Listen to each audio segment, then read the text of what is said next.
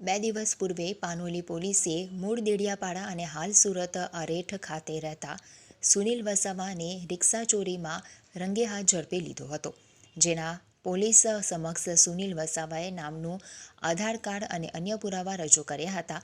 પોલીસે આ મામલે ઊંડાણપૂર્વક તપાસ કરતા ચોંકાવનારી હકીકત સામે આવી છે.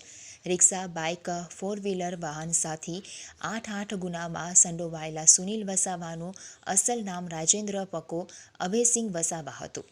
પોલીસે આ અંગે વિવિધ પોલીસ મથકમાંથી માહિતી મેળવી તેમજ ડેડિયાપાડા ખાતે તેના ઘરે પહોંચી વેરિફિકેશન કરતા અસલ હકીકત સામે આવી હતી, જેના આધારે પોલીસે સબ જેલમાંથી રાજેન્દ્ર પકો અભયસિંહ વસાવા ટ્રાન્સફર વોરંટના આધારે ધરપકડ કરી પુનઃ પૂછપરછ શરૂ કરતા તેણે પોલીસ સમક્ષ કબૂલાત કરી હતી કે આ ખોટો આધાર કાર્ડ તેને સુરતના મોસાલી ખાતે આવેલા એક ફોટો સ્ટુડિયોમાં બનાવ્યો હતો, જેના આધારે પોલીસે મોસાલી ખાતે નકલી આધાર કાર્ડ બનાવનાર ફોટો સ્ટુડિયો સંચાલક હરેશ મોદીની પણ ધરપકડ કરી હતી.